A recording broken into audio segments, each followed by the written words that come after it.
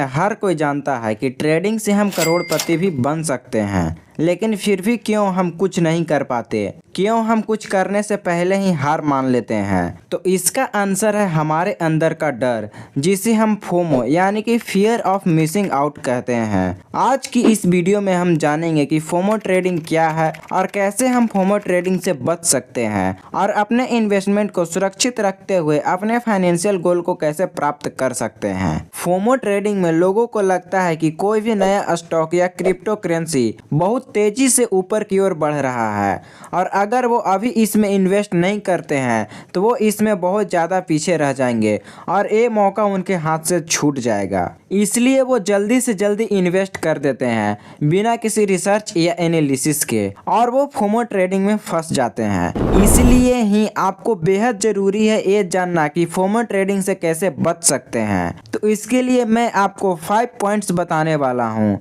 इसलिए वीडियो को without skip किए कंप्लीट वॉच करना, क्योंकि एक भी पॉइंट को मिस कर दिए तो शायद आप बहुत कुछ मिस कर रहे हो। Let's get started. First, trading plan के बिना मार्केट में मत आओ। गाइस, ज़्यादातर फोमो तब होता है जब आप बिना किसी प्लान और एनालिसिस के सिर्फ इमोशन पे ट्रेड करते हो। आपको एक प्रॉपर प्लान बनाना चाहिए जिसमें एंट्री कब करना है, एग्जिट कब करना है, स्टॉप लॉस कितना रखना है और रिस्क मैनेजमेंट कैसे करना है।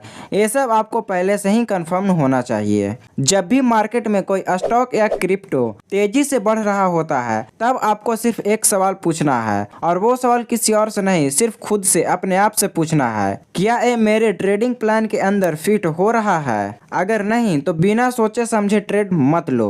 जैसे एक प्रोफेशनल क्रिकेटर बिना प्रैक्टिस और स्ट्रेटजी के नहीं खेलता, वैसे ही एक सक्सेसफुल ट्रेडर बिना प्लान के मार्केट में नहीं आता है। सेकंड, प्राइस एक्शन पर काम करो। तो सबसे पहले ये समझो कि प्राइस एक्शन क्या होता है। प्राइस एक्शन एक तरह का टेक्निकल एनालिसिस है जिसमें हम चार्ट और प्राइस की मूवमेंट को देखते हैं और उससे ट्रेडिंग डिसीजन लेते हैं। अब समझ में आ गया कि प्राइस एक्शन क्या है, तो अब प्राइस एक्शन की पावर को समझो। मार्केट सिर्फ हाइप पर नहीं चलता बल्कि डिमांड और सप्लाई के बेसिस पर मूव करता है। अगर कोई स्टॉक या क्रिप्टो ऑलरेडी ओवरबॉट या ओवर सेल जोन में है और आप सिर्फ उसको इसी वजह से बाय या सेल कर रहे हो कि लोग बोल रहे हैं, तो कांग्रेचुलेशंस, आप फोमो का शिकार हो गए हो। इसलिए प्राइस एक्शन और सपोर्ट रेजिस्टेंस लेवल्स का एनालिसिस करना जरूरी है। जितना ज्यादा प्राइस एक्शन को समझोगे उतना ही ज्यादा फोमो से दूर रहोगे और जितना ज्यादा फोमो से दूर रहोगे उतना ही ज्यादा आप प्रॉफिट कर पाओगे।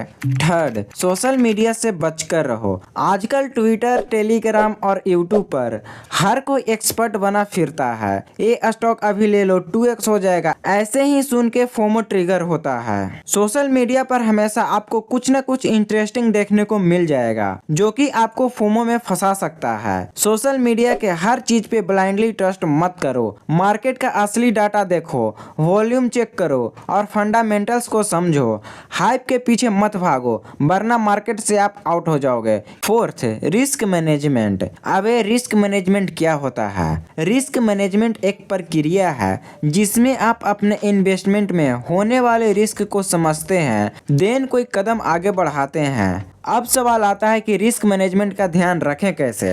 अगर आप हर एक ट्रेड में अपना पूरा कैपिटल डाल दोगे तो फोमो आपका सब कुछ ले डूबेगा। हमेशा एक फिक्स्ड रिस्क स्ट्रेटजी रखो। एक ट्रेड में सिर्फ 1 to 2% कैपिटल का रिस्क रखो। अगर कोई ट्रेड मिस भी हो जाए तो उसे टेंशन मत लो, मार्केट में हमेशा नए अपॉर्चुनिटीज मिलती रहेंगी।